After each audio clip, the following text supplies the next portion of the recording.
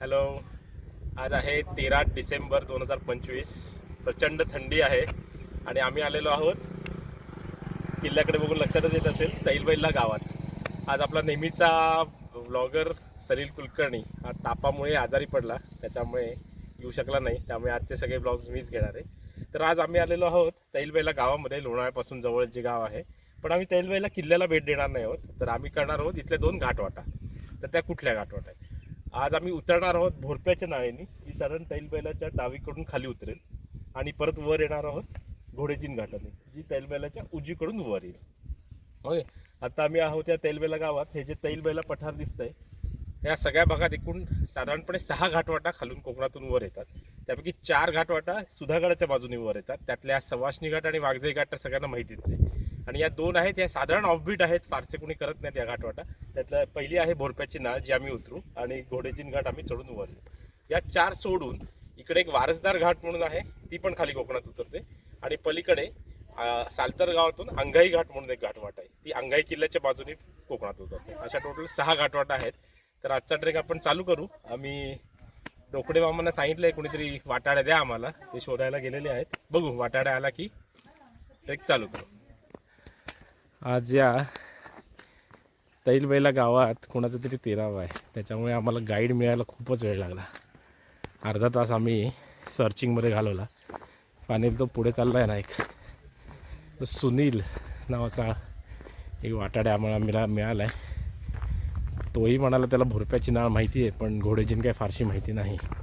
त्याच्यामुळे आम्हाला बऱ्यापैकी एक आता सगळ्या वाटा सर्च कराव्या लागणार आहेत. बघू काय होतंय ते. या वाटेला आता भोरप्या नाळ हे नाव का पडलं?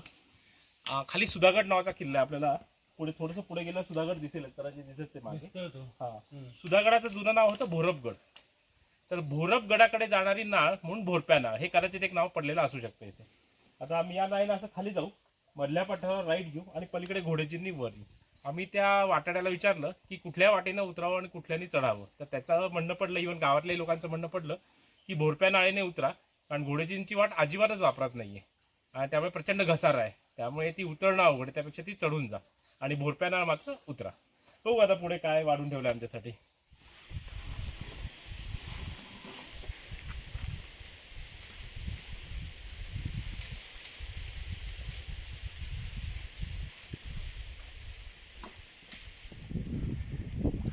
नाळ बऱ्यापैकी उतरून आलो आपण. खाली पठारही दिसायला लागले, तिथं त्या पठारापर्यंत तर आपल्याला जायचंय आणि मग उजवी घेऊन वर यायचंय. हा बरोबर आहे, चाललंय ते बरोबर आहे. तर आता आम्ही भोरप्या उतरून सरळ खाली चाललो होतो, पण आमच्या लक्षात आलं की ती वाट खाली कोकणात ठाकूरवाडी वगैरे गावांना घेऊन जाईल. अंगणवाडी म्हणून आम्ही परत वर आलो आणि या जंगलात घुसलो. इथे वर तिवईचा वेढा किंवा तिवईचा डोंगर दिसतोय, त्याच्या खालून ही वाट जाऊन पुढून घोडेजींना मिळणार आहे. पायवाट अशी काही नाहीच आहे खरं सांगायचं तर, पण बघू. आम्ही थोडंसं गुगल मॅपचा पण सहारा घेतलाय.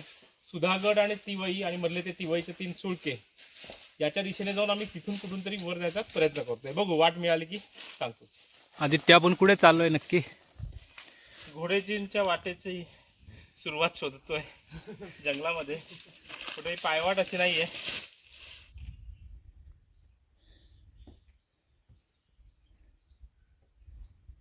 हॅलो, आम्ही आता भोरप्याच्या नाळेच्या सुरुवातीला परत आलोय. का आलो? आम्ही साधारण इथं मग अशी 11:30-12ला होतो. भोरप्याची नाळ उतरलो. इथून आम्ही घोडेजींच्या वाटेला गेलो. खूप फिरलो, मध्ये नाळेत इकडे तिकडे वरती चढलो, पण आम्हाला घोडेजींची वाट काही सापडली नाही. नंतर अगदी साधारण 1:30-2च्या आसपास एक नाळ सापडली, जी कदाचित तिथून वरतून तिवईच्या सुळक्यांच्या घालून ती वाट वर जात होती. पण घसाऱ्याची वाट होती आणि आमच्याकडचं पाणी संपत आलं होतं. त्यामुळे मग आम्ही असा डिसिजन घेतला की आपण परत आलो त्याच मार्गे तैलबैला गावाला जाऊ. सो आम्ही तिकडनं उलटे फिरलो, बॅकआउट केलं.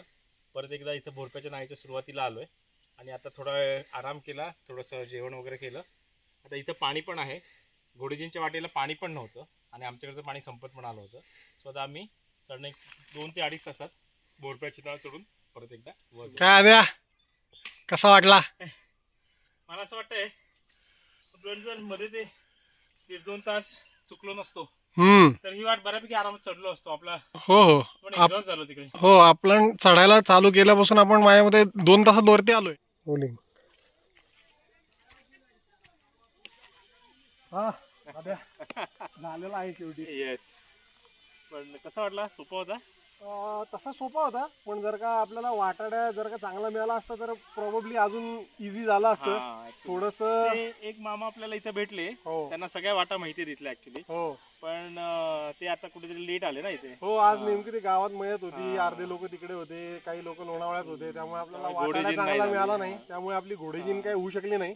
आम्ही पण अदरवाईज पण घोडेजिनसाठी ट्राय भरपूर मारला आपण. मला हो. असं वाटतं आपण एक 30% घोडेजिन चढलो पण हो. पण पाणी नाही आणि घसारा याच्यामुळे एक्झॅक्टली आपण एक्झॅक्टली. आणि back ते out केलं. मामांशी पण आपण बोललो तेव्हा ते हा. बोललेच की घसारा तर घसारा आहेच. आणि आता काय म्हटलं ते एवढं गवत आहे. हो ते म्हणाले हा. 5-5.5 फूट गवत आहे, जास्त लोक जात नाही तिकडून, त्यामुळे थोडासा प्रॉब्लेम आहे. Problem पण ते म्हणले चांगला वाटायला जर का माहितीतला असतं कोणी तर झालं असतं. झालं असतं. पण नेव्हरदलेस जे काही झालं ते परत पाण्याचा आणि प्रॉब्लेम ते काय होता. म्हटलं अजून एक जे 2 ग्रुप आलेले त्यांनी वरून खाली उतरले ते.